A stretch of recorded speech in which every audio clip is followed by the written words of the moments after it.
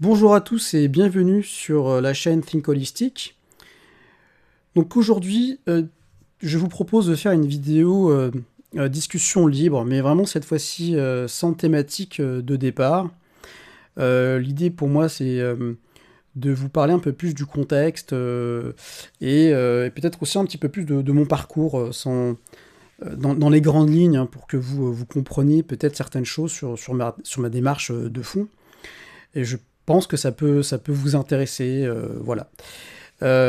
Premièrement, je voulais vous remercier pour votre écoute, parce que la chaîne est petite, entre guillemets, en termes de nombre d'abonnés, en termes de vues, ce qui est tout à fait normal pour une chaîne YouTube qui parle des sujets, de ces sujets. Voilà, on n'est pas sur une chaîne de divertissement, hein, c'est pas pour critiquer le divertissement, on en a tous besoin, hein, moi aussi, hein, j'ai mes propres soupapes qui me permettent de me couper un peu de tout ça et d'activer justement d'autres circuits, bon bref. Et donc en tout cas merci beaucoup parce que même si l'audience est pas énorme, elle est qualitative. C'est-à-dire qu'en fait, si je regarde les chiffres, 65 heures, je sais pas, enfin bon, ça veut dire qu'en fait, la plupart d'entre vous qui regardez mes vidéos, vous les regardez presque jusqu'au bout, quoi. Et ça, déjà, c'est énorme. Et même si c'est pas jusqu'au bout, vous en regardez une bonne partie. Donc ça veut dire que vous êtes intéressé par tout ça. Et bon, déjà, moi, ça me fait vraiment plaisir, parce que bah, du coup, je mets du mien aussi, je mets de l'énergie. Alors, c'est un bonheur de faire ça pour moi, hein. Mais voilà, ça fait plaisir qu'il y ait ce retour, en fait, et qu'il y ait une forme d'interaction par rapport à ça. Donc, je voulais dire, on a eu aussi des échanges avec certains auditeurs, voilà, c'était super chouette. Et c'est ça que je trouve bien, c'est vraiment de garder ce côté vivant, quoi, voilà. Donc en tout cas, encore une fois, merci beaucoup, vraiment. Autre chose, je sais pas si vous avez vu, mais j'ai fait la dernière fois un live comme ça, un petit peu à la sauvage, pour tester un petit peu les outils que je vais utiliser. Mais donc je vous propose de faire un live donc, ce samedi à 15 heures. Donc un live mode radio libre Agora, hein, voilà, espace d'échange. Et comme l'a suggéré un auditeur, l'idée c'est que voilà, n'hésitez pas à m'envoyer vos questions en avance, en commentaire du post ou en message privé comme vous voulez. Et si vous n'êtes pas disponible ce jour-là, eh bien du coup je pourrai répondre à vos questions lors du live. Et puis ça fera aussi un fil de euh, voilà, un fil de thématique de départ qui nous amènera, on verra jusqu'où, parce que l'idée c'est ça, l'agora, c'est que on parle de sujet et puis et on développe. Voilà, il faut que ce soit vivant en fait, il faut que ce soit vivant et du coup c'est super chouette que vous puissiez me donner donc du coup des points de départ, quoi. Voilà, donc ça c'est, je remercie encore cet auditeur parce que c'est vraiment une très très très bonne idée, vraiment. Ensuite, eh bien, pour vous parler un petit peu de mon parcours vite fait, sans trop m'étaler, eh bien, si vous voulez, quelque part, pour moi, tout ça, c'est vraiment un fil conducteur, quoi. D'accord. J'ai commencé à m'intéresser à beaucoup de ces sujets quand j'avais une vingtaine d'années, et j'ai eu une maladie assez grave quand même, voilà, une maladie auto-immune à l'âge de 18 ans, bon, qui a été pour moi un déclencheur et qui m'a amené à une certaine forme de prise de conscience sur un certain nombre de sujets. Même si j'avais pas, voilà, j'avais l'intuition qu'il y avait quelque chose qui n'allait pas, mais je comprenais pas pourquoi en fait. Et qu'est-ce qui n'allait pas en fait, voilà. Donc ça m'a pris du temps pour rassembler les pièces du puzzle. Mais donc voilà, ça m'a vraiment servi de fil conducteur sur les questions de l'alimentation aussi, des questions sur notre environnement de vie, etc., etc.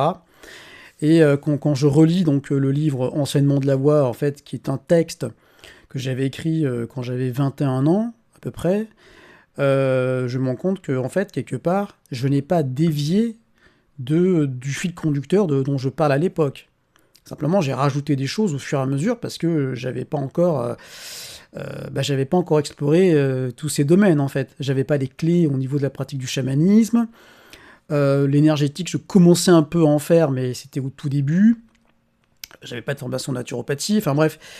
Et j'en avais encore moins, je connaissais encore moins ce modèle des 8 circuits de conscience. Donc, si vous voulez, mais quand je reprends ce texte, je me rends compte qu'effectivement, il y a vraiment une continuité claire et nette qui a donné naissance donc au deuxième, entre guillemets, livre, parce que c'est une publication, mais c'est d'abord c'est la version un peu plus grand public de mon mémoire sur la naturopathie, où j'ai utilisé le modèle des 8 circuits de conscience pour, pour faire pour avoir une approche plus holistique, en fait. Et la question, c'était de savoir, est-ce que ce modèle permet vraiment, dans le cadre de ce qu'on appelle séance de naturopathie, permet d'améliorer l'approche holistique. Voilà, c'est quand même une grande question. Bon, voilà.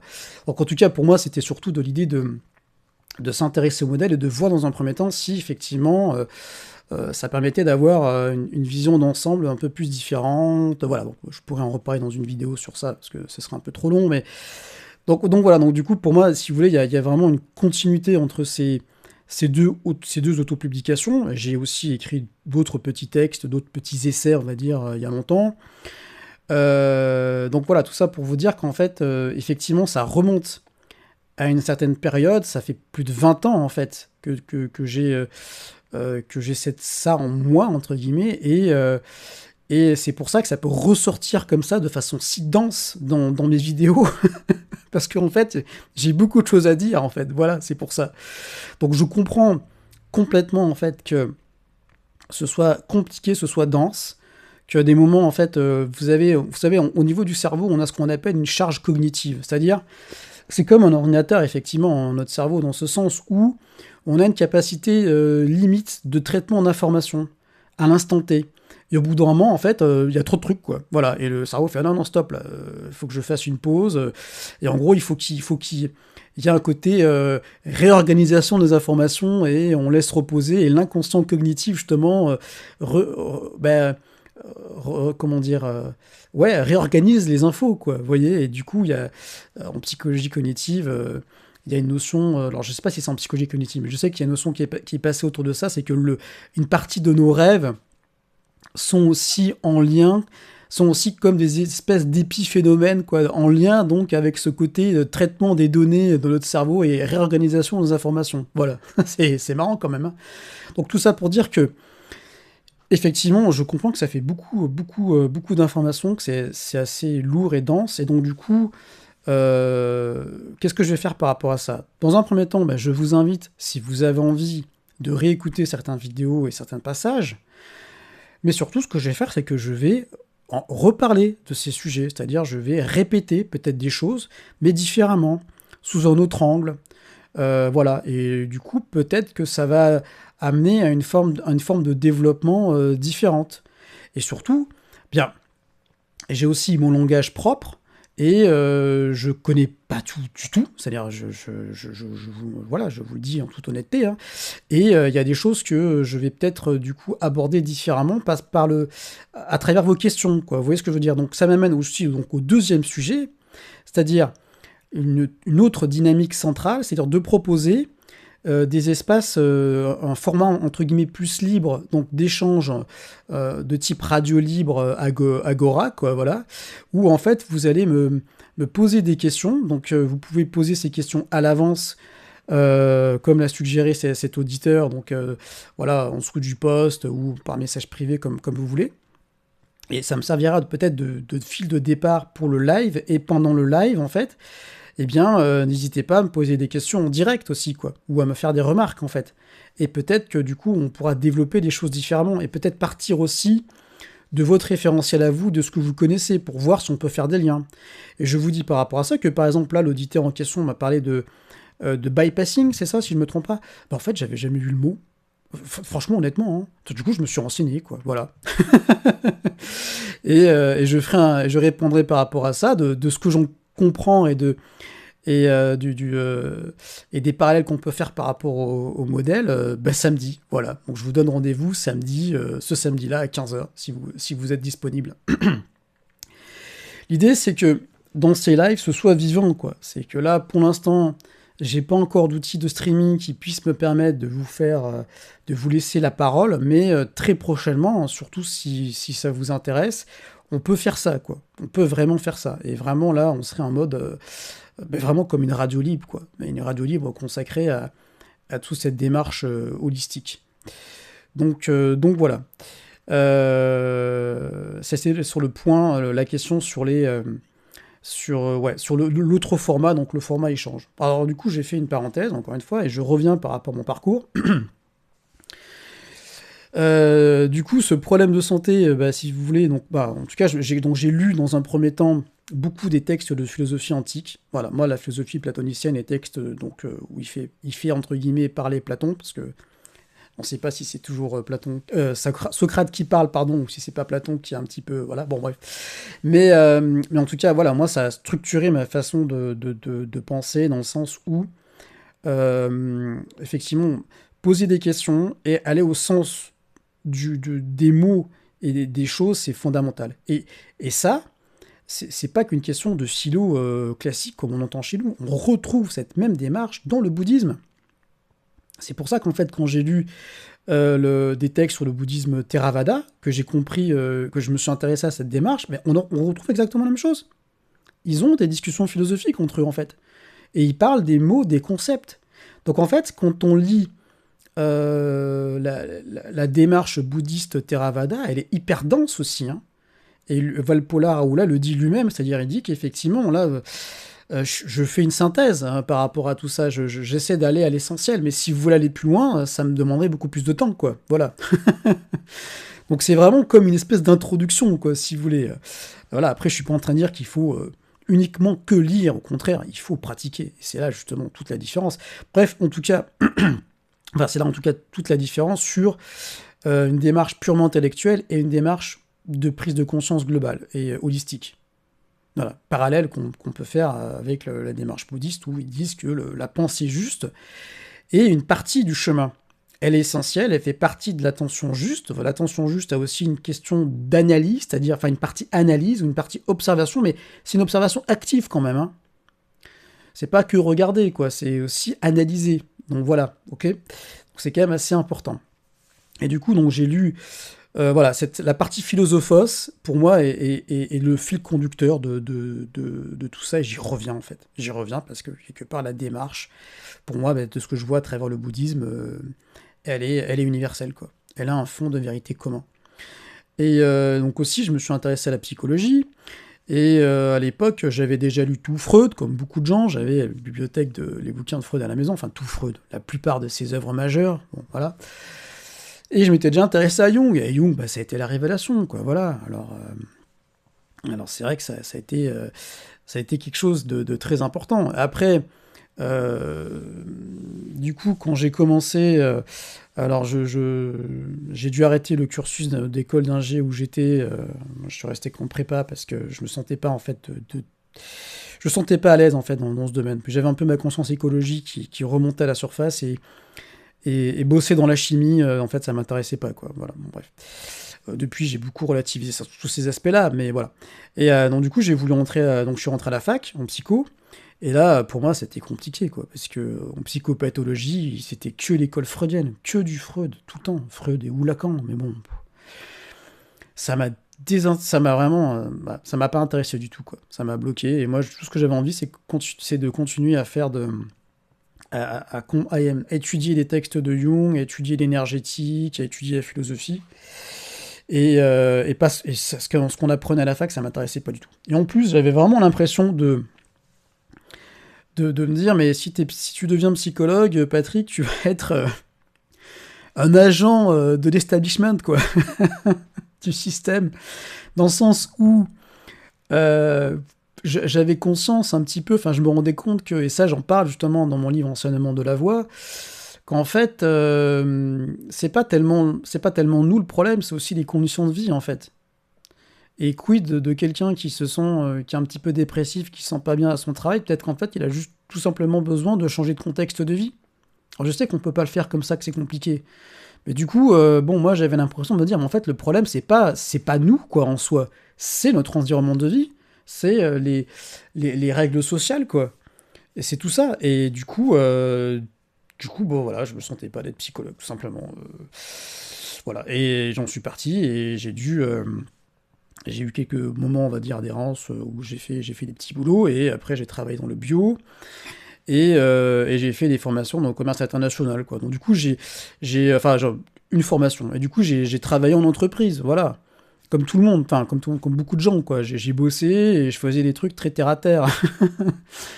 Voilà. Mais à côté de ça, ça m'a permis de financer mes formations et d'apprendre, notamment dans un premier temps le Reiki, et après le chamanisme, entre autres. Et donc voilà, donc quelque part, c'est bien aussi, ça a été structurant pour moi d'avoir un pied dans ce domaine, parce que quelque part, je comprenais la réalité du quotidien, en fait. Voilà, et c'est quand même primordial d'avoir ça en tête, c'est-à-dire de garder un côté pratico-pratique à travers ces pratiques, quoi. Donc ça fait très pratique, en fait, tout ce que je suis en train de dire. De garder un côté concret par rapport à toutes ces dimensions-là. Et ce côté concret reste aussi sur le fond, et est un élément central à la fois des travaux de Jung, à la fois de la philosophie, à la fois aussi du Reiki dans son origine, pardon, excusez-moi, à la fois aussi de la philosophie bouddhiste, en fait, et même du taoïsme au niveau de l'énergétique. Tout ça doit s'inscrire dans notre quotidien, dans les problématiques du quotidien, et sans parler du chamanisme. Le chamanisme, c'est vraiment, à la base, le chamanisme, c'est un système de survie qui se pratique en petits groupes, en petits comités, au sein de la tribu, et tout le monde fait du chamanisme. Il y a le référent, on va dire, officiel, plus ou moins, qui est le ou la chamane, si on veut, mais après, tout le monde en fait, quoi. Il n'y a pas de hiérarchie par rapport à tout ça, et c'est quelque chose de totalement ouvert, pas ésotérique. Ésotérique dans le sens caché, en fait, vous voyez, c'est complètement ouvert, en fait. Tout le monde peut apprendre et tout le monde peut pratiquer. Et il n'y a pas de notion de hiérarchie aux 2 mètres, en fait, dans la pratique du chamanisme, mais également aussi dans le bouddhisme, quoi. Il n'y a pas vraiment de notion de... Alors, on peut avoir peut-être effectivement besoin, je vais moduler un peu ça, d'un enseignant, de quelqu'un qui va nous fournir un cadre peut-être de pratique dans certains domaines. Vous voyez, voilà, bien entendu qu'on peut en avoir besoin, mais pas tant que ça, en fait. Et puis ça dépend des domaines, notamment dans le chamanisme. Bon, en fait, en soi, les enseignants, c'est les esprits, hein. C'est tout, hein. Moi, je parle tout le temps de la FSS, parce que pour moi, la FSS donne un cadre très, très académique, quoi, qui est justement bien dans le chamanisme, parce que du coup, ça évite qu'on parte dans tous les sens. Voilà. Mais bon, voilà, après, les, euh, les formateurs de la FSS sont que des formateurs, c'est pas des maîtres, entre guillemets. Il n'y a pas de notion de maître dans ce domaine. Comme il dit Michael Lerner, il n'y a pas de notion de grand ou de petit chaman. Enfin bon, voilà. Bon, bref, je vais pas trop développer ce sujet, mais bon. En tout cas, voilà, j'ai commencé à m'intéresser au Reiki en 2004, je crois, première initiation en 2004, et j'ai fait beaucoup d'énergétique interne. Dans un premier temps, ça m'a soulagé au niveau de ce que j'avais au niveau de l'intestin, mais ce qui m'a surtout le plus aidé, alors, nonobstant le fait que j'ai fait des changements alimentaires, dont je parlais notamment dans la partie naturopathie, voilà, après, j'ai jamais fait de... J'ai limité certains aliments, mais j'ai pas non plus complètement tout supprimé. Bon, bref, c'est un peu mon approche, quoi. Bon, j'en parlerai une autre fois, mais en tout cas, j'ai fait une réforme alimentaire, et je suis allé plus dans une alimentation qu'on appelle en naturopathie quand même hypotoxique, c'est-à-dire qui va limiter la formation de la charge toxémique dans le corps. Donc c'est quand même un point important, notamment par rapport aux problèmes de santé que j'avais. Et au niveau donc de l'énergétique interne, eh bien, donc je faisais de l'imposition des mains sur la zone du ventre, ce qui me soulageait, mais pas complètement. Et peut-être une chose que j'avais mal compris, ou sur laquelle on n'avait pas trop insisté dans mes formations avec le Reiki, voilà, c'est que, en fait, ce qui m'a énormément aidé, c'est de refaire de l'énergétique interne. Donc en fait, j'ai appris à faire circuler l'énergie dans mon corps, parce qu'on peut l'apprendre. Ça fait partie c'est une des branches en fait du Qigong, mais on retrouve aussi dans le yoga, hein, au niveau de l'activation d'énergie entre les chakras, tout ça, voilà, c'est la petite circulation céleste. Et ben bref, on peut faire donc circuler notre chi, notre énergie dans les canaux, ces canaux centraux, et après dans tout le corps. Et on peut donc activer certaines zones du corps pour réguler et envoyer de l'énergie à d'autres endroits. Et moi, il y a un truc précis vraiment qui a changé en moi, qui a qui a été une grande source de soulagement, c'est quand voilà, je vais pas rentrer dans tout le détail ici, mais j'ai activé une zone de mon corps, c'est-à-dire le foyer médian, de Tantien médian, et qui correspond au chakra du cœur, si vous voulez. Et il y a une glande à ce niveau-là qui s'appelle le thymus. Bon. Et j'ai fait descendre l'énergie au niveau du ventre, et ça va. J'ai fait descendre, j'ai fait un qigong interne, en fait, qui a régulé, qui m'a énormément aidé. Mais il y a pas que ça, il y a vraiment aussi ce travail avec l'alimentation.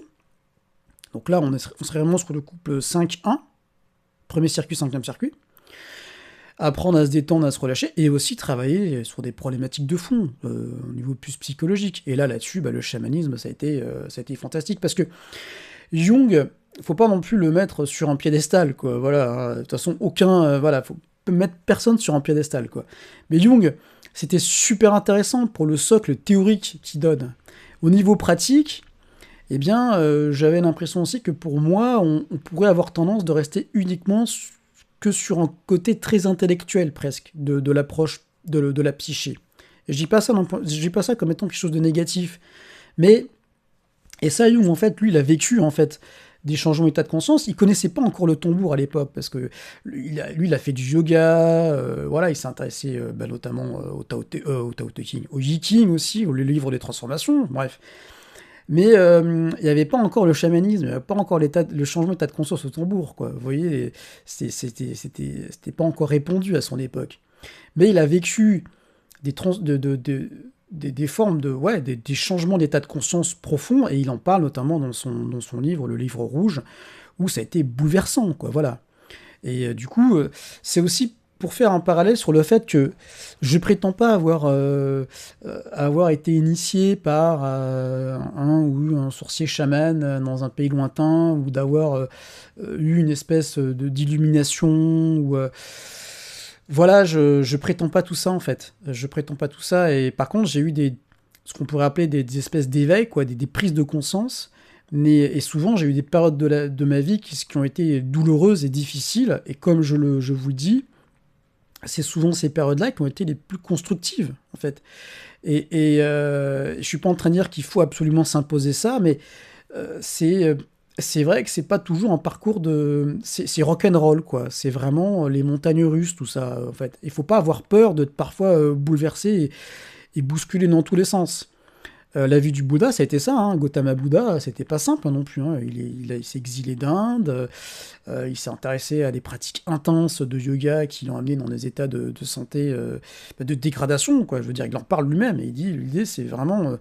là, il faut trouver un juste milieu par rapport à ça. Je peux vous dire que même les états de conscience avancés, poussés de méditation, c'est pas non plus toujours très bon. Bon, bref. Voilà, c'est tout ça. Donc, du coup, ce que je veux dire, c'est que on peut avoir parfois une idée très romantisée de tout ça, sur la prise de conscience, l'éveil. En fait, c'est vraiment dans notre quotidien, quoi, je veux dire.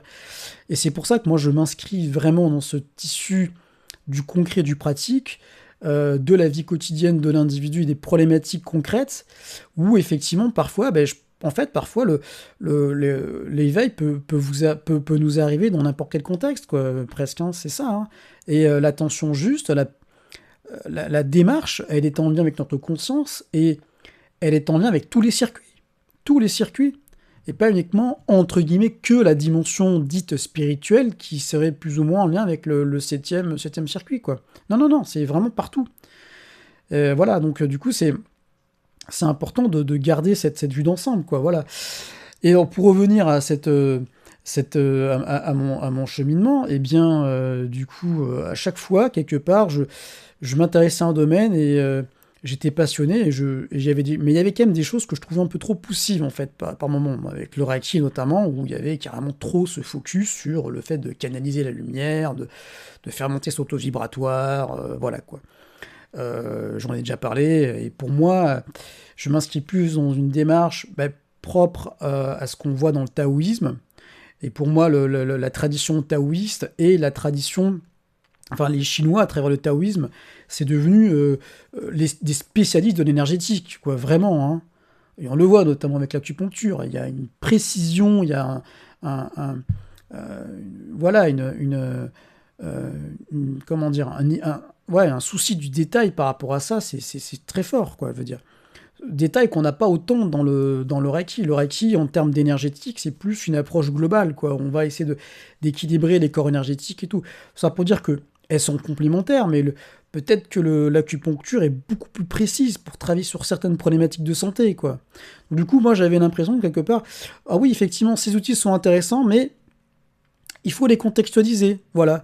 Et par rapport au Reiki, le gros souci, c'était que, quelque part, pour moi, ça déviait trop de son origine. C'est-à-dire qu'on partait d'une pratique énergétique qui a un fond, voilà, il y a un fond d'énergétique interne dans le Reiki, hein. Je veux dire, comme je dis dans ma vidéo sur le Reiki, ça vient du Japon, notamment du fait que les Japonais sont des spécialistes là-dedans, c'est qu'ils s'inspirent de différentes choses, ils sont très curieux, et après ils font leur propre petite sauce, quoi. Je veux dire, c'est ça, hein, vraiment. Hein.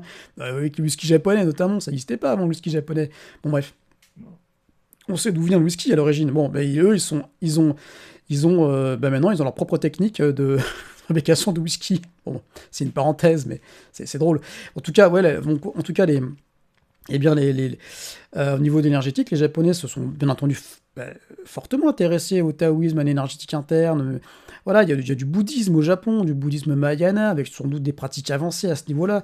Bon, tout ça pour dire que, et sans parler du shintoïsme qui est là sur le fond, le Reiki, pour moi, est une espèce d'approche syncrétique par rapport à ça, avec un fond d'énergétique, en fait, interne.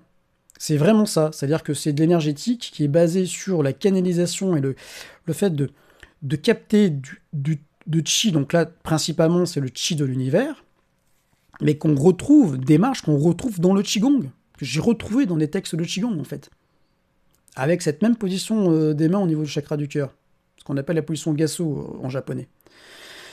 Donc voilà, et le Reiki, après, a dévié dans une pratique ouais, mystico-magique, où carrément on essaie d'utiliser le Reiki pour influencer positivement certains événements, quoi, voilà. Ça part pas d'une mauvaise intention, si vous voulez, mais pour moi, c'est clairement presque c'est vraiment la dimension sur-régime du 6e circuit et ou du 5e circuit. C'est-à-dire qu'au bout d'un moment aussi, à force de trop vouloir se focaliser sur une partie de l'énergétique en lien avec la lumière, la luminosité et tout, on peut peut-être créer un espèce de déséquilibre énergétique sur le fond.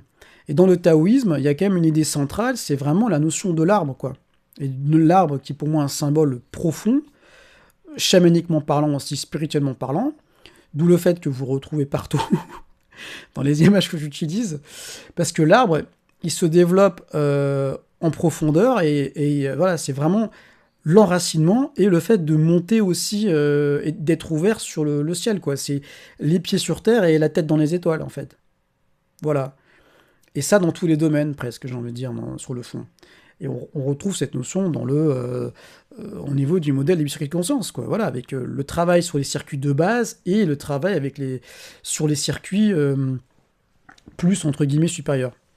Donc voilà, et du coup, après, dans le chamanisme, il y avait aussi des choses que je trouvais hyper intéressantes, parce que du coup, en sortant du domaine de la psychologie, en fait, on rentrait vraiment dans le domaine de l'exploration de la psyché, du changement d'état de conscience. Donc ça a été quand même un sacré catalyseur, quoi. Voilà, on va pas se mentir. Mais à chaque fois dans ces domaines, je voyais des choses très positives et parfois des choses qui je trouvais un peu poussives par certains côtés, quoi. Voilà. Du coup, à chaque fois, j'ai essayé vraiment parce que je m'y intéressais, je poussais au maximum le concept, et je trouvais qu'il y avait peut-être des choses qui sortaient un peu du contexte, justement. Voilà.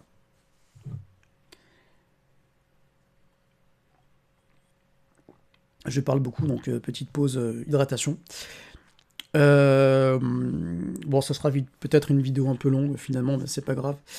Et du coup, voilà. Ensuite, il y a aussi le site Vers un sens à la vie que j'ai découvert donc en 2000 et quelques, écrit par un auteur qui s'appelle, son pseudonyme, c'est Ampewin Numpa. Donc ça, c'est le nom que l'avaient donné les Lakota, qu'il avait rencontrés, parce qu'il avait vraiment c'était un Amérindien sur le fond, hein, donc et de son vrai nom, Alain Grosbon. Voilà, c'est un Amérindien dans le sens indien des plaines, hein, c'est vraiment le Lakota, quoi.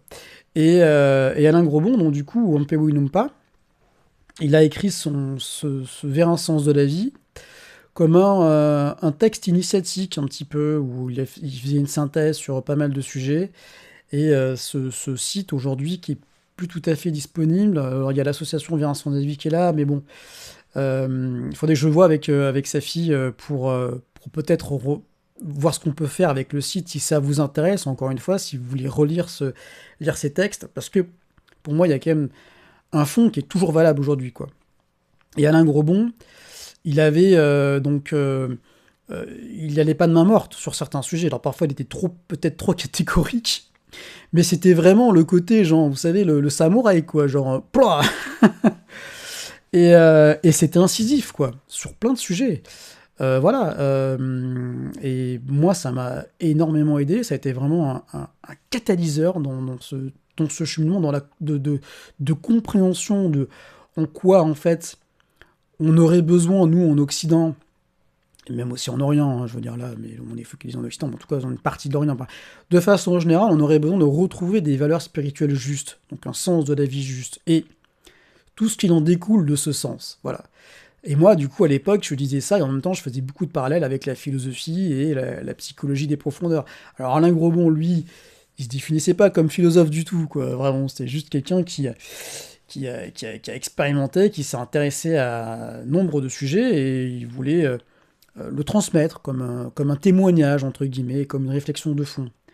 Mais pour moi, c'est un peu philosophe quand même, hein, mais dans le bon sens du terme, quoi. Vous voyez, dans le sens où effectivement, euh, il parlait de sagesse quand même sur le fond, et de ce qu'est la sagesse, et de comment on pourrait organiser peut-être les choses, sur quels exemples on pourrait s'inspirer pour créer la civilisation de demain, quoi, si je peux me permettre. Il y avait ce côté un petit peu carrément visionnaire vis-à-vis de ça, et voilà. Et donc rien que pour ça, pour moi, Vers un sens de la vie, c'est le témoignage d'une époque et de la vie d'Alain, qui était pour moi, donc je connaissais personnellement, c'était un ami, hein, voilà, hein, je l'ai vu rencontrer plusieurs fois en Thaïlande et tout, bon. Et j'ai lu la plupart, tous ces livres qui me référencent, je les ai pratiquement tous lus, quoi. Voilà, je vous dis, j'étais vraiment à fond. Et notamment, c'est sur ce site, sur une page qui est consacrée à la conscience, donc qu'il appelle la conscience chamanique, qu'il y avait le livre de Michael Harner. Et c'est comme ça que j'ai acheté le bouquin. Donc j'ai la vieille édition du livre de Michael Harner, donc Chaman, donc vieille édition Albin Michel, quoi. Vous voyez, ça remonte quand même à tout ça, hein. C'est pas l'édition de ma édition, hein.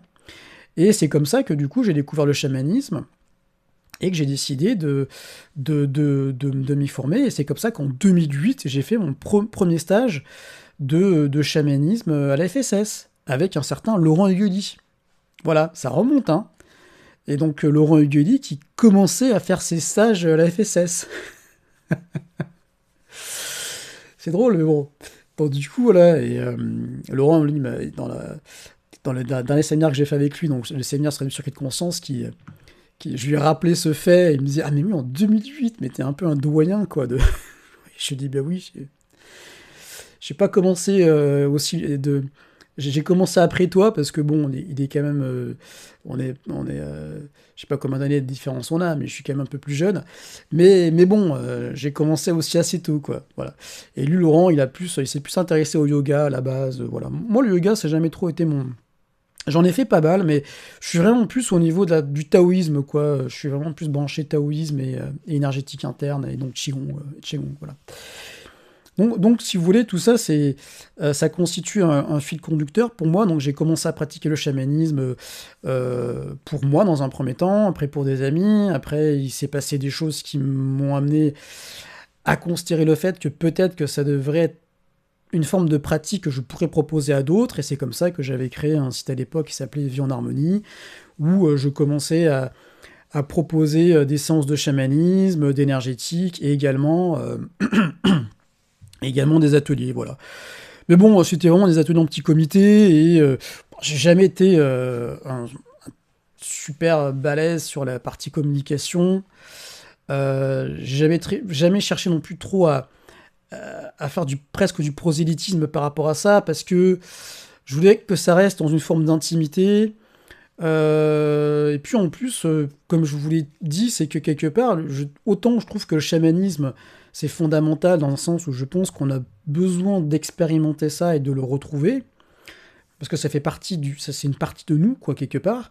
Mais autant, il n'y a pas que ça, quoi, en fait. Et du coup, c'est vrai que moi, vu que j'ai quand même cette démarche très curieuse et très holistique, je me suis pas que focalisé sur le chamanisme, et je voulais pas non plus que me focaliser sur ça, voilà. Et ce qui s'est passé, c'est que donc voilà, donc pareil aussi pour la partie littérature, et c'est vrai qu'à la base, pourquoi je suis pas dans philosophie? Je suis pas forcément non plus un super bon littéraire sur le fond. À la base, j'ai plutôt un parcours scientifique, et j'étais pas, mon style d'écriture était un petit peu lourd, je faisais des fautes, c'était voilà, donc il a fallu que je retravaille ça, et aujourd'hui j'ai la chance d'avoir une compagne qui est à la fois artiste, à la fois littéraire, et qui m'aide beaucoup sur ce point-là, justement, donc ça c'est chouette, mais ça pour vous dire que du coup, bah, voilà, j'ai pas fait de cursus de philosophie, bon, parce que, et puis en plus, la philosophie à la fac, purement intellectuelle comme ça m'intéresse pas non plus, en fait. J'arrive pas à rentrer dans des cases, en fait. Je suis vraiment un outsider ou un électron libre, quoi, vraiment, hein. Et je suis pas le seul. Mais bon, voilà. Bon, du coup, pour revenir à tout ça, bah, si vous voulez, à travers le chamanisme, quand je suis rentré en contact avec l'esprit des plantes, il s'est passé des choses. Alors, je m'intéressais déjà à la phytothérapie et à la nutrition par rapport à mes problèmes de santé, mais j'avais des connaissances comme ça, un peu comme tout le monde, quoi, vous voyez, hein. Mais bon. Et il s'est passé des choses dont j'en parlerai quand je parlerai notamment de l'esprit des plantes et de l'approche chamanique à travers ça. Je faisais des séances où souvent des conseils que me donnaient, qui venaient du monde invisible, tournaient autour des plantes. Simplement, j'avais pas les connaissances en fait pour pouvoir les connaissances solides pour pouvoir donner des conseils adaptés, quoi. Je voyais des trucs une fois, par exemple, j'avais vu de la sauge pour pour une personne, la sauge officinale a priori, mais je savais pas comment quoi lui conseiller à la personne en fait. Et en fait, et donc à côté, je continue à travailler en entreprise. Bah, entre nous, on n'a jamais été non plus trop à l'aise là-dedans, hein, voilà. Mais j'ai eu besoin de changements, et j'ai eu besoin d'approfondir certains sujets, et les plantes m'intéressaient tellement sur le fond que du coup, bien, j'ai fait la formation d'herbaliste à l'école des plantes médicinales de Lyon, à l'ELPM. Une formation qui est vraiment extraordinaire, que je vous recommande, parce que déjà, il y a une ouverture de fond de Patrice Bonneval, qui est son fondateur, c'est un pratiquant de yoga, donc il y a quand même cette démarche holistique, mais en plus, les connaissances qu'on y apprend sont à la fois, euh, elles sont très scientifiques, et respectent en même temps la tradition. Bon, en tout cas, j'ai commencé à faire cette formation, et en même temps, je voulais aller plus loin, je voulais être un peu plus dans une démarche d'accompagnement pour les gens, une démarche thérapeutique, entre guillemets, et c'est comme ça que en parallèle, j'ai fait la formation de naturopathie, donc dans une école qui aujourd'hui est fermée, qui s'appelait Euronature, et j'ai fini, c'est la 3e année de ma formation en herboriste,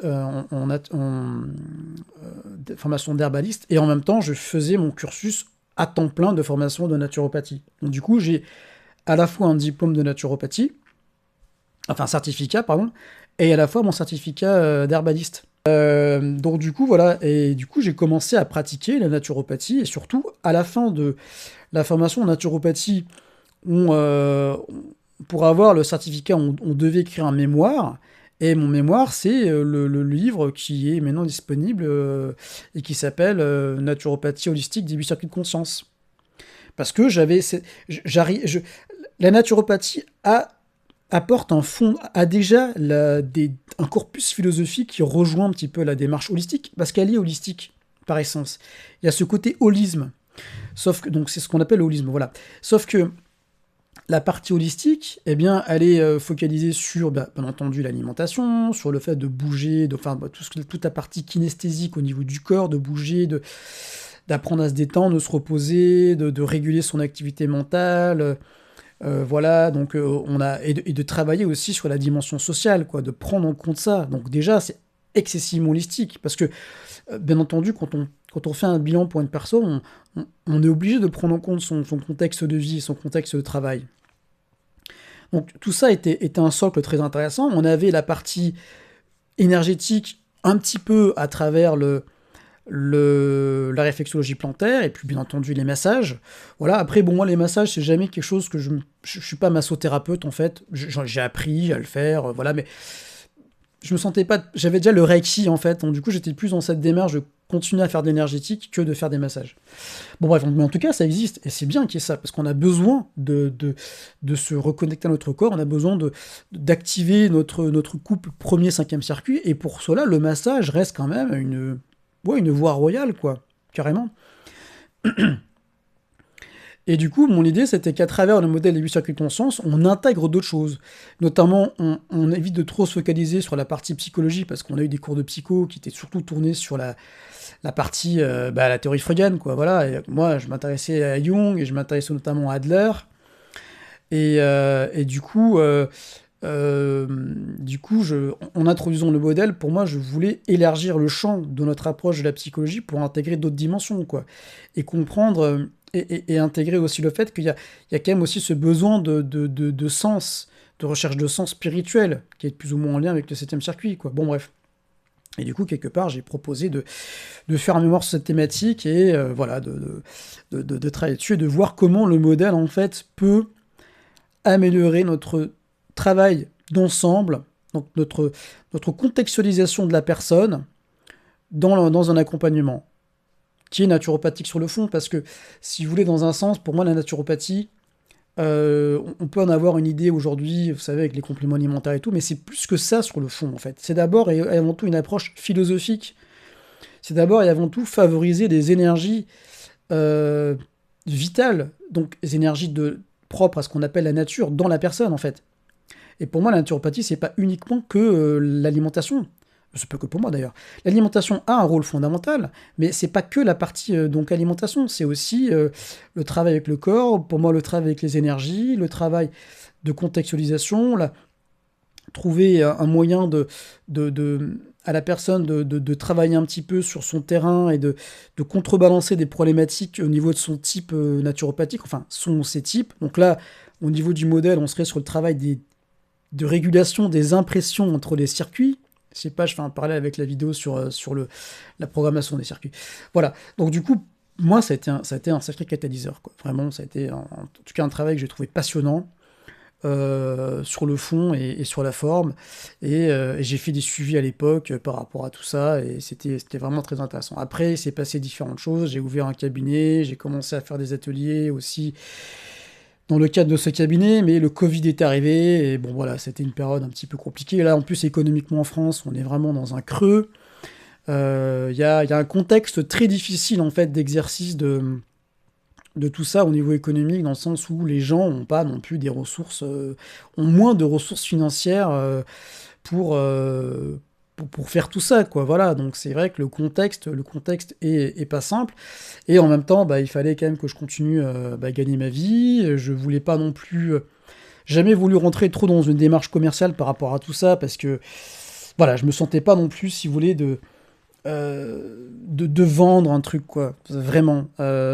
Et du coup, j'ai continué à travailler dans le commerce à côté de ça, et en même temps, là, dans la foulée, j'ai voulu faire une formation donc, de reconversion. Donc là, je finissais mon parcours de 3 ans de reconversion dans la tech, si ça vous intéresse. Malheureusement, le contexte aujourd'hui étant ce qu'il est, c'est très compliqué aussi, donc encore un barrage.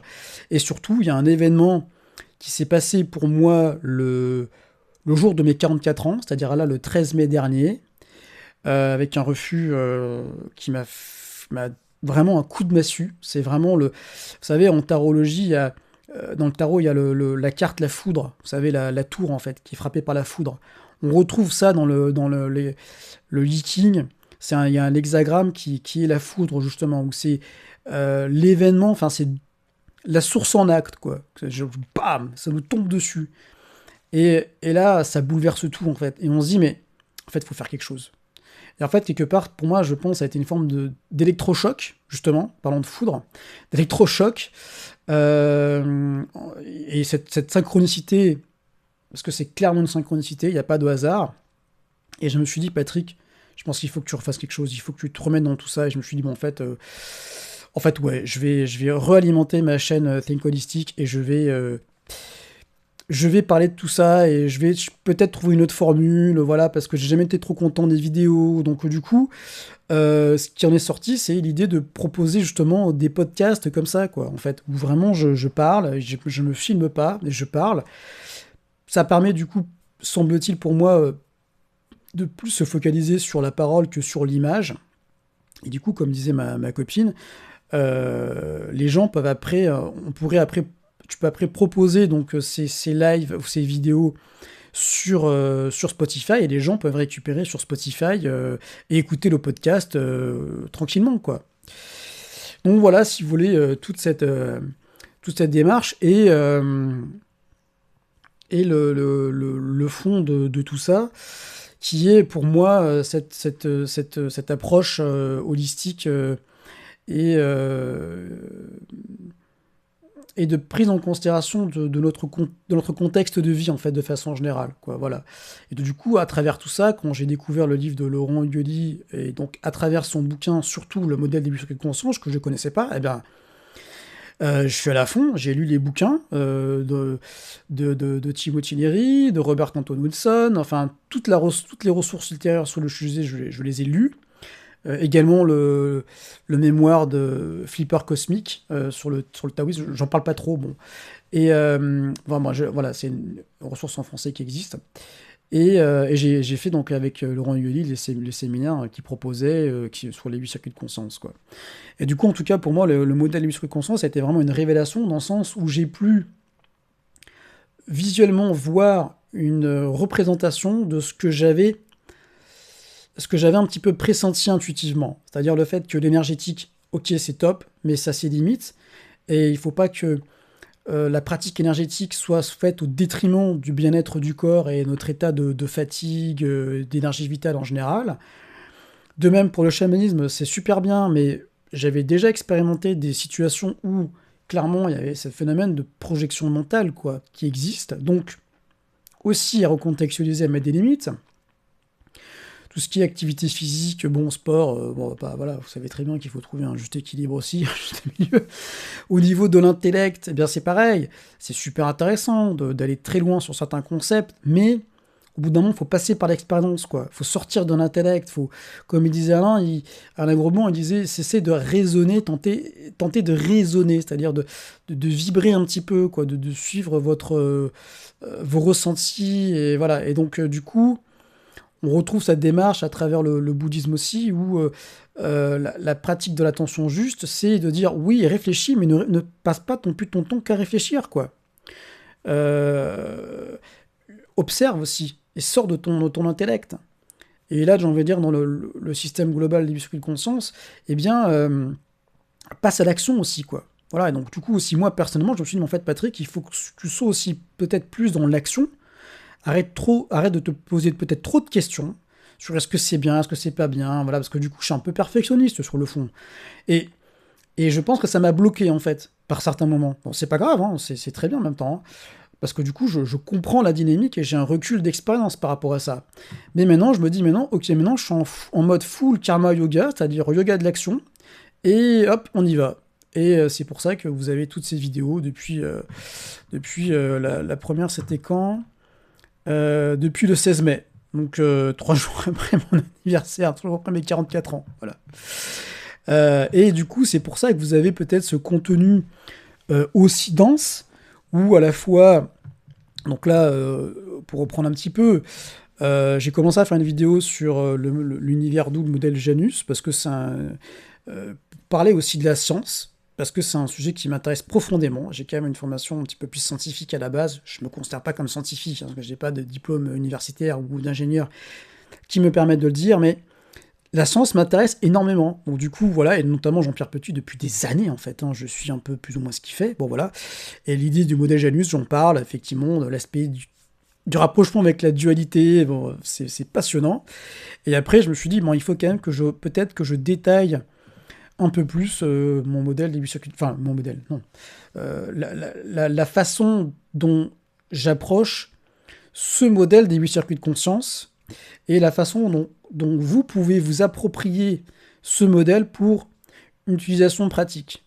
Et pour cela, ben, on a besoin un petit peu de poser les bases théoriques. Et c'est dense parce qu'il y a beaucoup de choses. Parce que chaque aspect en fait de ces circuits touche à un domaine spécifique. C'est comme des planètes en fait. C'est comme il y a plein de trucs dans chaque circuit, quoi. Il y a énormément de choses à dire. Donc du coup, l'idée dans un premier temps, c'est d'avoir fait une série, une boucle de 8 vidéos, donc avec une première introduction et puis après 8 vidéos, où on fait un tour d'ensemble, quoi. Je fais un tour d'ensemble de chacun des circuits. Je pose un petit peu les concepts généraux sur chacun de ces circuits. Voilà. Après, j'ai voulu faire une série de vidéos sur une problématique de fond, vraiment, et très compliquée, sur ce que j'ai appelé donc la fausse lumière. Bon, c'est un peu... Mais c'est vrai qu'il y a ce problème de tout ce qu'on voit, et ce que vous constatez aussi très certainement au niveau de la spiritualité, où il y a un peu de tout, quoi, je veux dire, et des fois des choses qui sont très intéressantes, et des fois des choses qui amènent... Bon, après, chacun fait ce qu'il veut, je veux dire, je suis pas là pour critiquer et pour me poser en posture d'autorité, j'en ai pas le droit, je prétends rien, en fait. Si vous voulez, je ne prétends rien.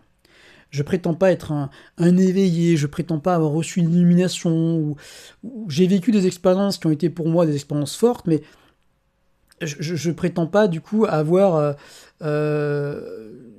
une légitimité en plus que d'autres en fait pour affirmer des choses. J'ai aucune légitimité en soi sur le fond. J'ai une démarche qui m'a amené très jeune à m'intéresser à tout ça. Alors peut-être du fait de mon type psychologique qui est plus pensé introverti quand même, avec un fort côté intuitif. Donc, du coup, difficile pour moi au départ, entre guillemets, de communiquer sur tout ça, de mettre sur des mots, il y a un côté un peu trop introverti. Donc voilà, donc, j'ai fait un travail de fond par rapport à tout ça. Mais du coup, le fait que j'ai ce type psychologique et en plus mes problèmes de santé, ça fait que très jeune, je me suis intéressé à tous ces sujets, quoi, vous voyez. Donc, alors que j'aurais pu aussi avoir une vie de jeune adolescent comme d'autres, quoi, aussi peut-être un petit peu, sans me prendre trop la tête sur ces sujets-là, quoi, sans lire du Marc Aurèle, alors que j'aurais peut-être pu sortir en soirée, boire une bière. Mais bon, ça m'intéressait plus en fait. Voilà, je sentais qu'il fallait que je creuse tout ça. Peut-être parce qu'aujourd'hui, du coup, à 44 ans, j'ai creusé tous ces sujets, j'ai vécu des expériences difficiles et lourdes pour moi et aussi pour ma famille. Et ça m'amène à avoir un espèce de vécu par rapport à tout ça, tout en ayant ce fond théorique et cette connaissance un peu livresque, voilà, mais qui a été traduite aussi par de l'expérience personnelle. Et simplement, je vous la transmets à travers ces vidéos, et on en parle ensemble, quoi. Voilà. Donc je cherche pas à avoir raison ou à imposer mes idées. Simplement, je parle parce que j'ai ce canal de la parole dans mon thème de Human Design. J'ai appris parce que je connaissais pas l'Human Design, c'est ma copine qui s'intéresse à ça. Et quand on m'a fait mon thème, c'est Monsieur Chapoutot, il m'a dit, mais vous avez le canal de la parole, en fait, il faut que vous parliez, que vous fassiez sortir, entre guillemets, tout ça, et en plus, je suis générateur. Donc, bon, voilà, quand j'ai entendu ça, je me suis dit, waouh, ah ouais, effectivement, quoi. Il y a vraiment un truc avec le Human Design aussi, quoi, comme avec l'astrologie, au niveau des thèmes. Bon, bref, tout ça, c'est génial, c'est passionnant. Et du coup, voilà, en fait, si vous voulez, simplement, je suis ce qui me semble être bon, ok, et ce qui me semble être cohérent par rapport à tout ça, et je vous l'offre, voilà, à travers ces vidéos, dans un esprit de partage, tout simplement. Et voilà, c'est ça la base de la démarche. Simplement, effectivement, parfois c'est très dense, il y a beaucoup de choses, et voilà, et c'est lié au fait qu'il y a énormément d'informations à traiter, des sujets qui sont pour lesquels ça peut être difficile de faire des connexions et des liens, mais bon, c'est pas grave. Qu'est-ce que je vais faire par rapport à tout ça? Je vais continuer à en parler, tout simplement. C'est-à-dire que je vais peut-être répéter des choses, refaire des vidéos sur des sujets un peu comme ça, comme ce qui vient, et où je pourrais répéter ou reparler de certaines choses dans dans les lives Agora, mode radio libre, quoi. Donc du coup, voilà, et c'est exactement la même démarche qu'on voit dans le bouddhisme, c'est-à-dire que les moines entre eux discutent, ils parlent, ils échangent, et puis on répète, on relit des textes. Voilà, là, j'ai pas parlé notamment d'une des paraboles qui est fondamentale, qui est la parabole de l'étoffe. Eh bien, la parabole de l'étoffe, c'est un texte qui se lit, qui se relit, quoi. Tout comme moi, le Tao Te Ching, je le lis, je le relis. Tout comme, en fait, l'énergétique interne, le Reiki, eh bien, je repars sur les fondamentaux, quoi. Et ça m'amène à parler de quand même différence d'approche. C'est-à-dire que, pour moi, on n'a pas besoin de choses hyper compliquées par rapport à tout ça. On a besoin de choses qui ont du sens et qui sont riches de sens. En ce sens où, ça fait beaucoup de sens, hein, en ce sens où, vous voyez les textes du Bouddha, là, comme ça, vous savez, j'ai fait juste trois vidéos sur ça, et encore, j'ai abordé que certains sujets, et déjà, c'est super dense. Et Valpola Raoula, il le disait lui-même, quoi. Il disait, mais vous savez, je vais aborder les choses, mais c'est qu'une introduction, parce que c'est très compliqué, c'est dense. Et le fait que ce soit dense, à mon sens, ça veut dire qu'il y a du fond derrière.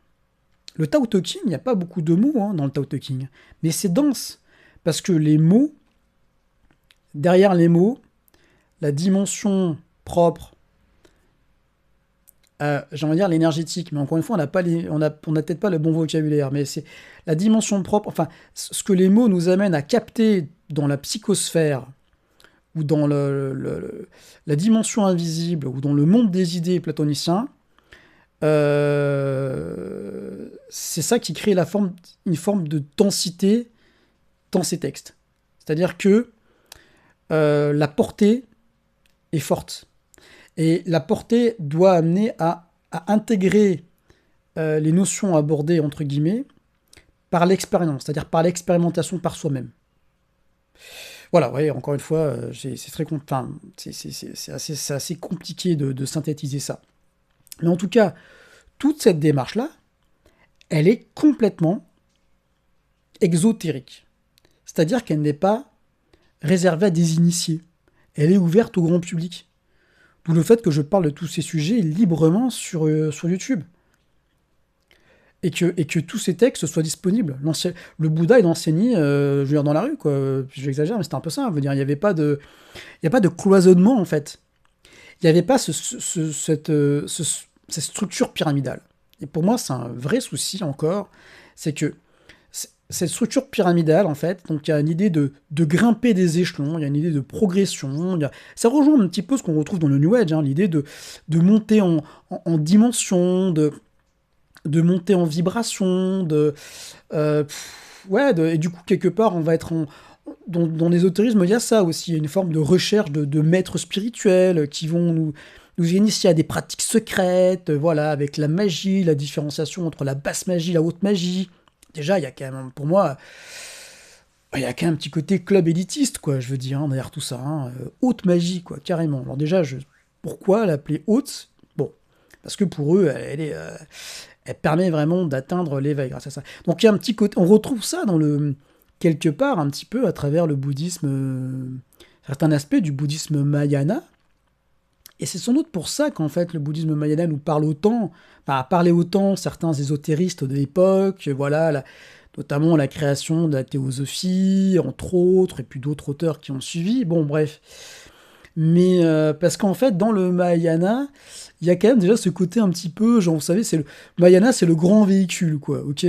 Et l'autre bouddhisme, c'est le bouddhisme Hinayana, qu'on traduit par petit véhicule, mais visuellement, Hinayana, ce serait pas la traduction exacte, quoi. Ce serait même une forme de bouddhisme dégradé, quoi. Le vrai nom, c'est le bouddhisme Theravada. Et le bouddhisme Theravada, c'est le bouddhisme entre guillemets, qui se veut le plus proche possible du bouddhisme des anciens, c'est-à-dire des textes du Bouddha. Pourquoi ? C'est parce qu'en fait, ils partent du principe que, de façon pragmatique, ils n'ont pas besoin d'autre chose. Ils n'ont pas besoin d'autre chose que de suivre ces textes fondateurs, en fait. Et c'est ça qui est dingue, et qu'il faut arriver à contextualiser, c'est que pourquoi ça nous parle autant ? C'est parce qu'en fait, le Bouddha du fait de son expérience de vie, du contexte dans lequel il est né, en tant que... Alors, on ne sait pas, enfin, je veux dire, il n'est pas né comme ça, quoi. Il s'est passé des choses. Il y avait... On ne sait pas. Bon, bref, on va garder un part de mystère. Mais je ne vais pas rentrer dans des considérations. Pour moi, on va partir du principe que le Bouddha, c'était quand même quelqu'un comme tout le monde, peut-être avec un fond de sagesse, un fond... il est né avec certaines choses, et il a lui-même aussi, il est lui-même passé par des phases d'exploration par rapport à tout ça, ok? Voilà, c'est pour éviter d'éviter de rentrer sur certains sujets. Et donc, en fait, il y a eu il y a quand même un côté fondateur civilisationnel, quoi, à travers la démarche du Bouddha en termes spirituels. Parce que du coup, tous ces pays, donc le Sri Lanka, et je pense tout particulièrement à la Thaïlande, que je connais un peu mieux, parce que ben, je suis allé là-bas plusieurs fois, rencontré Alain Grosbon, j'ai aussi un ami qui habite là-bas à Phuket. Eh bien, toute leur société est organisée un petit peu autour de cette philosophie bouddhiste, en fait. Et on constate, en allant là-bas, alors bien entendu, c'est pas parfait, mais on constate en allant là-bas qu'en fait, il y a une, une autre façon de voir la vie. Et je sais pas, ce serait intéressant de voir, de faire une différence, de faire une étude de qualité de vie, en fait. Vraiment. Parce que pourquoi il y a plein de gens qui cherchent à vivre là-bas? Bah, comme disait Alain Grosbon lui-même, c'est déjà, en fait, on se sent plus respecté. Voilà. Franchement, rien que ça change tout. Et après, il y a d'autres aspects qui sont très agréables par rapport à la Thaïlande au niveau du climat. Voilà, bon, il y a des choses qui sont bien, et des choses qui sont moins bien aussi, qui sont très compliquées en Thaïlande, hein, c'est pas non plus un paradis, hein, bon, voilà, hein. Au niveau administratif, bon, il y a plein de trucs, hein, voilà, c'est pas parfait, mais c'est un exemple d'application de ce que dit le Bouddha, voilà. Et c'est pas grave, en fait, que nous, on n'ait pas appliqué ça. On peut voir ça comme un exemple. Et nous, en fait, nous, occidentaux, qu'est-ce qu'on a fait de plus, nous? Ben, nous, on s'est plus focalisé sur la science, en fait, et le développement technologique. Et on est capable aujourd'hui de faire des choses incroyables en mettant des télescopes dans l'espace, en ayant un Jean-Pierre Petit national, comme on l'appelle, notre Jean-Pierre Petit national, qui a fait des études de dingue sur la MHD et sur la cosmologie, quoi, qui est complètement dans une approche révolutionnaire vis-à-vis de tout ça. Voilà, et encore une fois, l'idée c'est que sur cette chaîne, on ait cette pensée holistique. Et on se met pas de barrière par rapport à ça, et on étudie tous ces aspects-là, en fait. Enfin, en tout cas, moi, c'est ce que je fais. J'étudie à ma manière. Bien sûr, c'est très vulgarisé, mais j'essaie d'en retirer des idées de fond, et je fais des liens et des comparaisons, et je vous les propose, en fait. C'est rien de plus que ça. Mais tout en gardant un fond crucial et important, c'est-à-dire le bien-être de l'individu, et le fait de travailler sur des choses réelles et concrètes, de travailler sur des problématiques du quotidien, de travailler sur des problématiques en lien avec notre santé, mais de façon globale, à la fois à travers l'alimentation, à la fois à travers des problèmes émotionnels, à la fois à travers des blocages qui peuvent être à différents niveaux et qui nous amènent dans des situations un peu compliquées, où quelque part, il n'y a pas de recette miracle.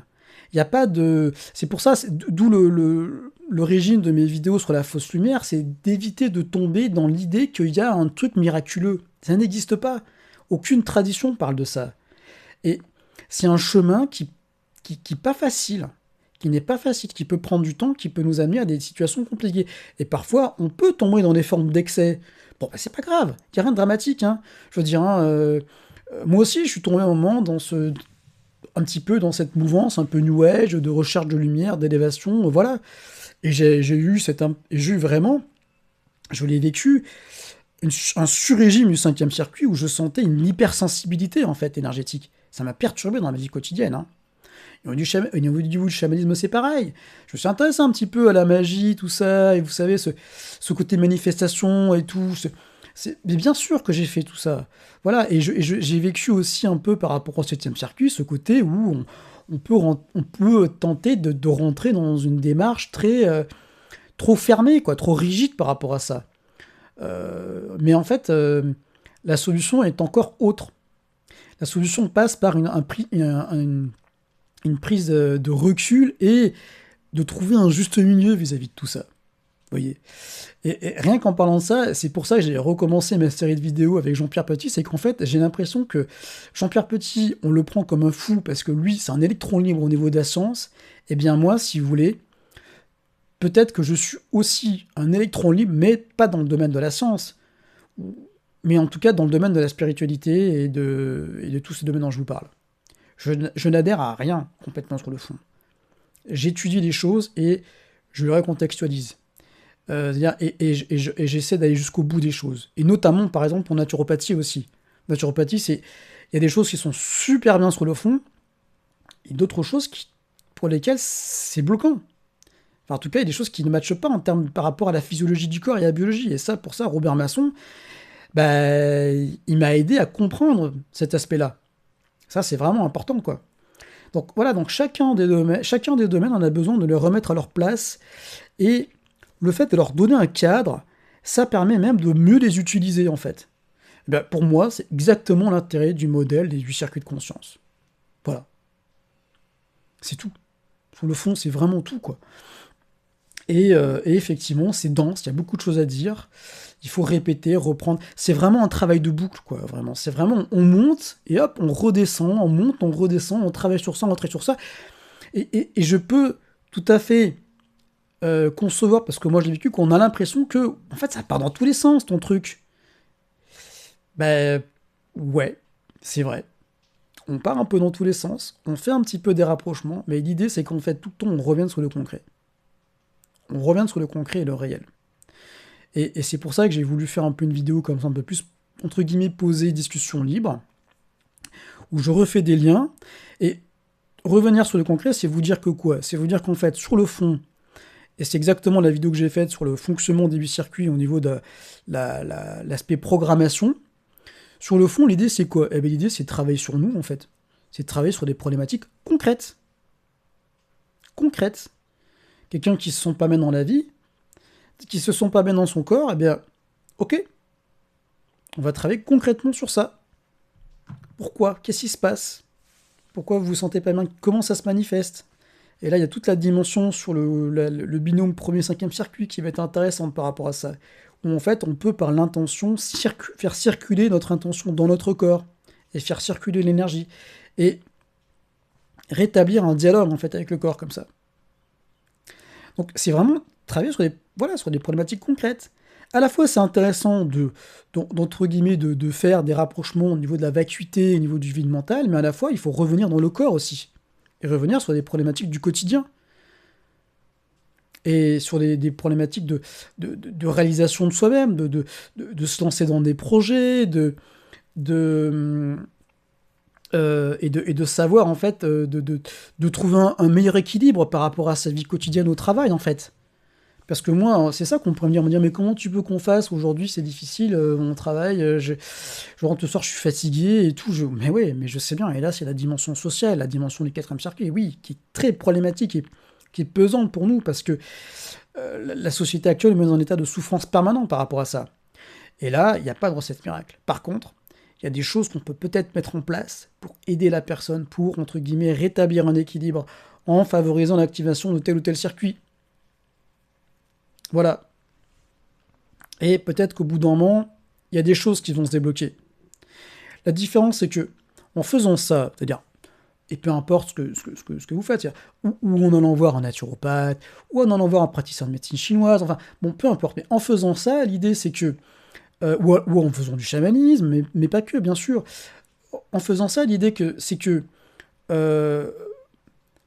en fait, vous créez exactement ce que j'ai mis dans mon bouquin, enfin dans mon mémoire, et que j'essaie de faire dans les séances que j'ai faites avec les personnes sur les 8 circuits de conscience, mais en fait, je l'ai fait, mais c'était dans une forme trop brute, en fait. Il y avait trop d'informations d'un coup. Encore une fois, on a une charge cognitive qui est limitée, on ne peut pas tout faire à la fois. Mais l'idée centrale, ça resterait ça quand même. C'est de vous mettre que vous créiez un programme holistique. Un programme holistique qui suive ces 8 circuits. Et que vous vous dites, tiens voilà, par rapport au premier circuit, je vais faire ça, par rapport au deuxième, je vais faire ça, par rapport au deuxième, voilà. Bon, ça va faire une liste assez, peut-être, on a l'impression que ça partit un peu dans tous les sens. Non, ça va partir dans tous les sens parce qu'effectivement, il y a beaucoup de choses à aborder, mais vous avez un fil conducteur, vous avez un socle théorique à travers ce modèle des 8 circuits de conscience. Et peut-être que, bien entendu, dans un premier temps, il va falloir que vous vous focalisez sur une chose. Si en ce moment, vous avez envie de vous intéresser tout particulièrement à la spiritualité, eh bien, dans ces cas-là, banco, allez-y, foncez, quoi.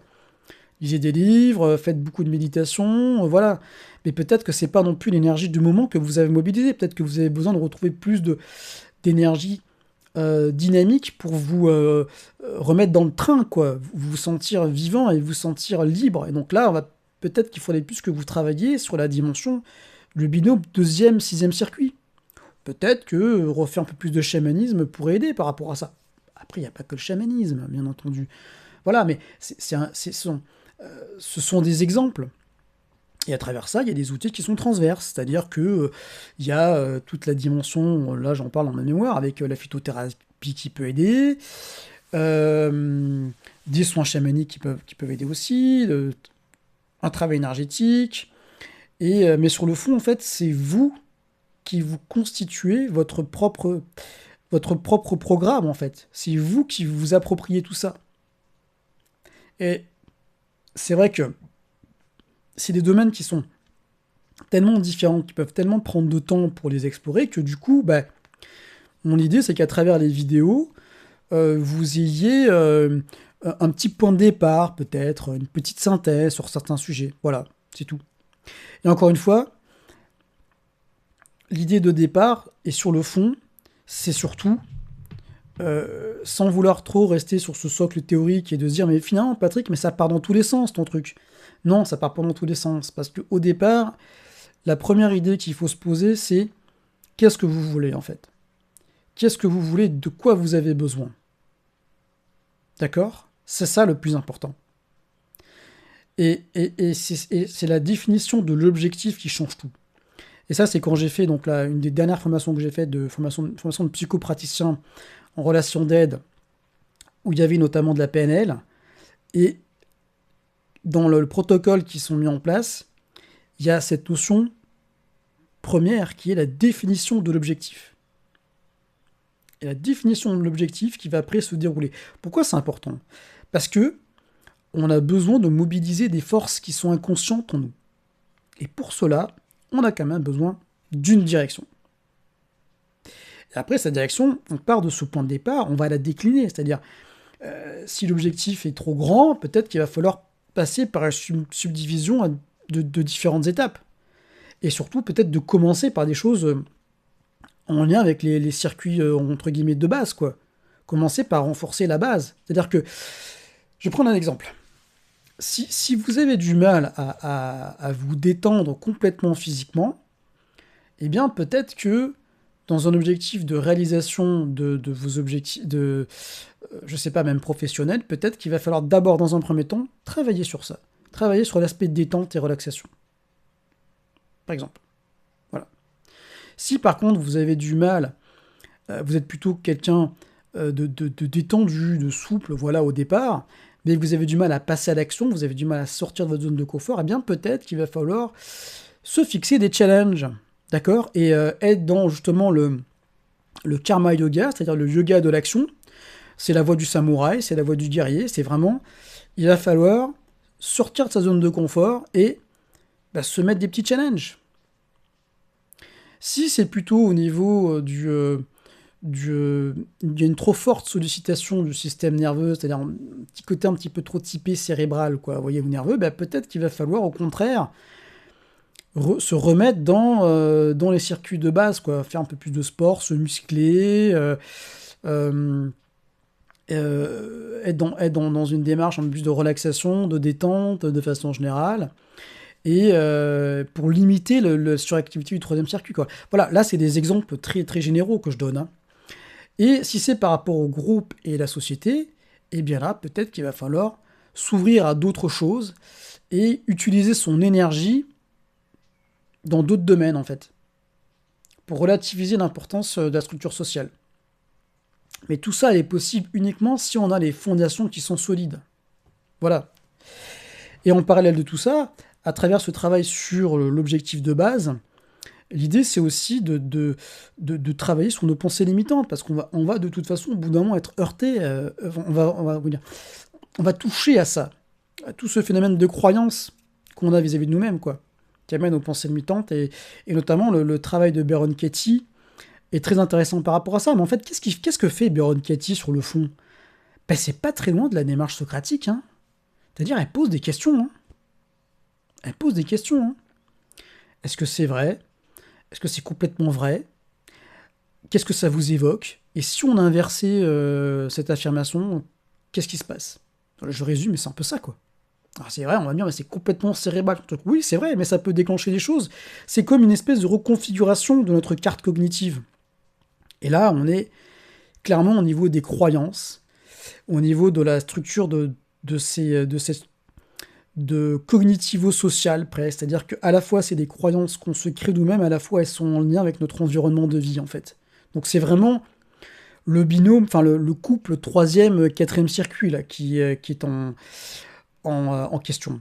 Et du coup, ça touche à des choses sur je me sens nul, je me sens pas à la hauteur, voilà. Et ça, on en a tous, en fait. Moi, j'ai beaucoup travaillé là-dessus, en fait. Beaucoup. Et c'est notamment aussi par la mise en pratique, et un retour d'expérience de cette mise en pratique finalement, le regard que j'ai porté par rapport à ça a été différent, et j'ai intégré le fait qu'en fait, ah oui, si, c'est vrai qu'effectivement, intellectuellement, j'avais compris que cette idée était fausse, et je l'ai vécue. Ben voilà. Et après, c'est que de l'entraînement. Donc il faut passer par la pratique et l'entraînement. Moi, au début, j'avais excessivement de mal à parler en public. Déjà parce qu'à la base, j'avais cette forme d'hypersensibilité énergétique qui est toujours là, mais qui me dérange plus parce que j'ai régulé ce cinquième circuit. Et du coup, je sentais les regards des gens comme des espèces de dards qui me transperçaient, quoi. Donc je sentais l'énergie dégagée par le regard, quoi. C'est vachement perturbant quand même, hein. Et du coup, eh bien, après, j'ai travaillé sur l'énergétique, et puis après, j'ai travaillé sur la respiration, sur l'aspect détente, le fait de faire descendre son centre de gravité vers le bas, donc des choses qu'on apprend notamment dans le Qigong, ou même dans l'aïkido, voilà. Et, euh, et après, j'ai travaillé sur les pensées limitantes en lien avec cette problématique, ok? Et après, faut passer à l'action, quoi. Il n'y a pas 36 000 solutions, faut y aller, allons-y, banco, quoi. Voilà. Et c'est comme ça qu'en fait, j'ai vu que tout ça, c'est un travail holistique. Tout ça, c'est un travail qui nécessite effectivement peut-être de passer par plusieurs domaines pour lesquels on peut pas être. Je suis pas spécialiste du tout, c'est impossible. Et je sais qu'on peut me dire, mais Patrick, finalement, toi, voilà, tu peux pas. C'est difficile. On a besoin peut-être de voir. Oui, vous avez peut-être besoin de vous nourrir de différentes sources. Mais ça, c'est complètement. Mais bien sûr. Par exemple, je fais pas de massage. euh, je fais pas de yoga. L'énergétique interne, j'en ai fait un petit peu, mais je suis pas non plus. Je me considère pas comme un prof de qigong. Bon voilà, je veux dire, je propose une approche, mais je peux pas être spécialiste de tout, c'est impossible. Mais ce que je dis justement, c'est exactement ça, c'est que il faut éviter il faut éviter de trop se focaliser sur un aspect des choses et voir en globalité en fait, parce qu'on n'a pas besoin que de ça.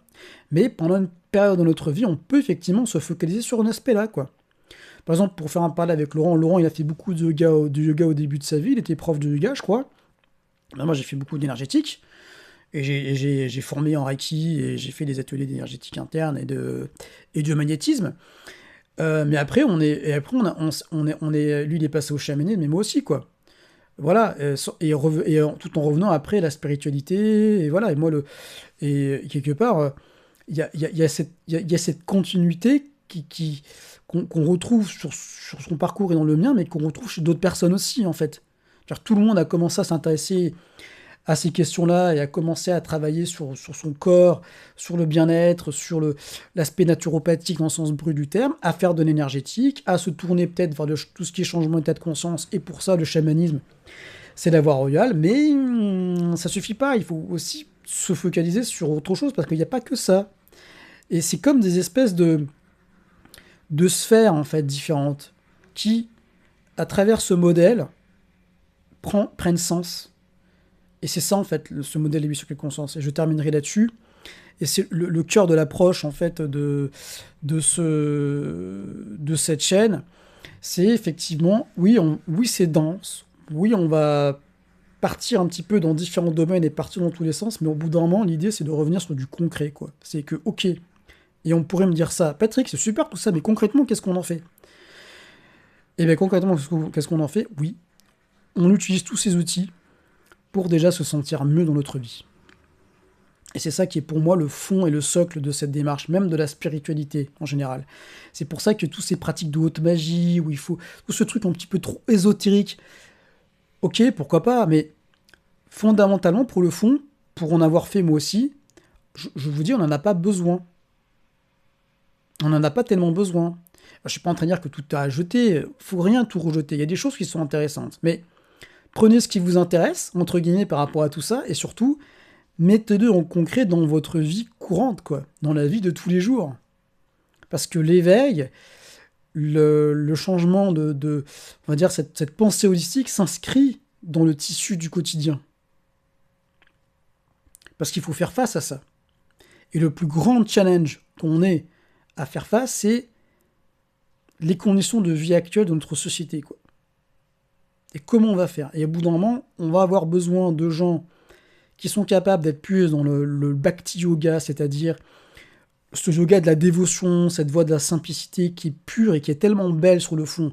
Et c'est vrai qu'on retrouve de ça beaucoup, notamment dans le domaine New Age, quoi. Je pense qu'il y a un petit côté, il y a un fond, en fait, par rapport à ça, où les gens ont besoin de se sentir au service d'eux. Bon, en fait, à la fois je critique, et à la fois je critique un peu les dérives autour de ça, mais à la fois ça part d'une bonne intention, quoi, je veux dire. Donc ok, effectivement, ça fait sens dans ce sens de ce bhakti yoga, quoi, cette dévotion, entre guillemets, à cette divinité.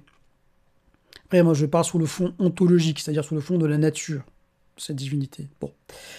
Mais on a besoin de gens qui soient des gens qui sont dans le karma yoga, c'est-à-dire le yoga de l'action, la voie du samouraï, la voie de l'action désintéressée, quoi. Des gens qui sont capables des hommes d'affaires, ou il y a des hommes politiques qui, à la fois, sont dans cette démarche très matérielle, d'acquisition de biens pour le commun, et de protection, mais à la fois aussi sont désintéressés sur le fond, quoi. C'est-à-dire, quelque part, c'est exactement comme les chasseurs dans la tradition des Lakota, où en fait, il n'y avait pas de bien matériel, dans le sens où, quelque part, les chasseurs, ils chassaient pour toute la tribu, quoi. Vous voyez? Et là, on commence à toucher à cette problématique en lien avec la société aujourd'hui, le rapport à l'argent, tout ça. Voilà, les dés sont complètement faussés par rapport à ça, quoi. Moi, je prétends pas avoir la solution du tout. J'en ai pas, en fait. Voilà, j'en ai pas. Mais la question, c'est qu'est-ce qu'on fait par rapport à tout ça, quoi? Qu'est-ce qu'on fait parce qu'on peut pas non plus repartir dans une dynamique des années, comment dire, de retour à la nature, d'abandonner complètement tout ça et tout. Bah non, parce que on a besoin aussi de s'inscrire dans tout ça. Voilà, et je le dis parce que ça me concerne moi aussi personnellement, quoi, en fait. Bon.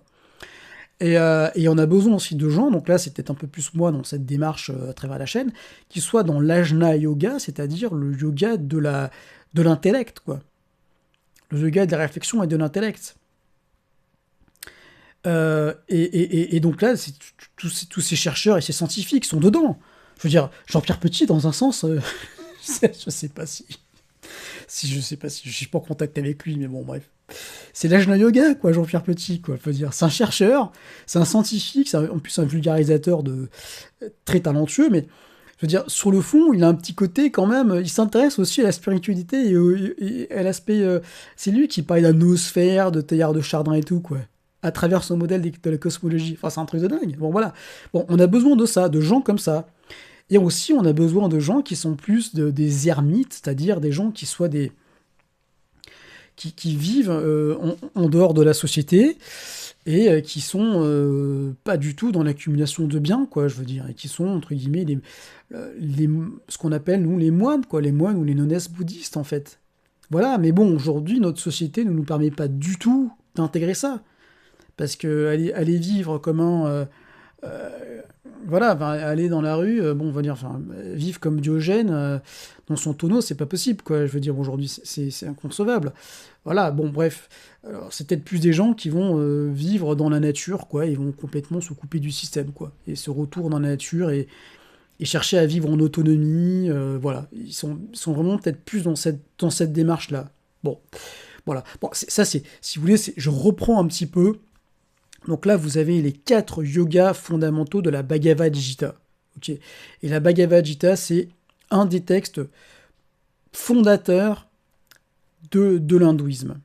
Et il faut savoir qu'en fait, notre tradition indo-européenne a une source en Inde. Il y a quelque chose par rapport à l'Inde vis-à-vis de ça. Donc c'est pas étonnant que le Bouddha soit. Enfin, voilà, le Bouddha est né là-bas. Il a expérimenté ce qu'il a expérimenté au niveau de la spiritualité, parce que il y a tout ça, quoi, là-bas, tout ça, et avec ses aspects positifs et ses aspects complètement négatifs, où ça va trop loin avec les gourous, les sectes, enfin bon, bref. Vous connaissez ces aspects-là, vous aussi, mais sur le fond, l'Inde a il y a un côté berceau de civilisation pour nous. Tout le fait qu'on parle de civilisation indo-européenne. Alors là, c'est par rapport à la linguistique, en fait, hein. Alors, je ne suis pas linguiste du tout, mais il y a des rapprochements au niveau linguistique. Et ce que je vais vous dire par rapport à ça, c'est que, de ce que j'ai compris au niveau de l'histoire et des populations, les Celtes viennent de l'Est. Il y a notamment l'histoire, donc là, je fais référence au livre des grands initiés de Rama, qui serait, en fait, peut-être en lien avec... voilà, qui serait parti à l'ouest, entre guillemets, en Europe. Je laisse la parenthèse ouverte comme ça, parce que après, historiquement et tout, c'est pas mon domaine. Mais on a un fond commun par rapport à ça, cette tripartition de la société indo-européenne. Est-ce que on s'est tous se dit, tiens, il faut qu'on fasse tous comme ça, ou il y a un socle commun qu'on a gardé, et qui est parti d'Inde et qui s'est retrouvé après chez nous? Bon, a priori, hein, avec 15 pincettes, hein, et 15 guillemets. Et pareil, en Asie du Sud-Est, les Thaïlandais, les Thaïs, ils ont un fond indo-européen, ils ont un fond hindouiste, hein. Leurs noms, c'est des noms à rallonge avec des A partout. Enfin bon, bref, leur langue, le thaïlandais, est très proche, enfin vraiment, on dirait du sanskrit, quoi, l'alphabet et tout, quoi, vous voyez. Et, euh, et donc le roi s'appelle Rama. En fait, ils mangent avec... Bon, c'est une anecdote, mais en Thaïlande, ils mangent avec ils mangent pas de la baguette. Ils mangent avec une fourchette et une cuillère, quoi. Bon. C'est ça pour vous dire qu'ils sont indo-européens, quoi, les Thaïlandais, sur le fond aussi. Vous voyez, exactement comme le Bouddha, en fait, hein. Voilà, bon, c'est intéressant tout ça, hein. Mais tout ça pour dire aussi que sur le fond, effectivement, voilà, il y a ces 4 voies fondamentales, ces 4 yogas correspondent à 4 aspirations de l'être par rapport à son tempérament et ne forment qu'une seule voie sur le fond. Et ça, Alain Grobon en parlait dans son site Vibration Zodadi, et j'ai toujours trouvé ça super intéressant par rapport à ça. Parce que ça fait plein de liens. Et du coup, c'est notamment le lien avec cette espèce de tripartition de la société, quoi. Entre guillemets. On pourrait dire quadripartition. Mais c'est pas un système pyramidal. C'est ça le problème. Il faut voir ça comme un espèce de système holistique, où tout est en lien, en fait. Et il n'y a pas de hiérarchie, il n'y a pas de quelque chose qui est au-dessus d'eux. Non. Voilà. Bon, bah écoutez, je pense que je vais arrêter cette vidéo-là, qui a été excessivement longue. J'espère en tout cas que ça vous a intéressé, et je vous dis à très vite pour une prochaine vidéo. Au revoir.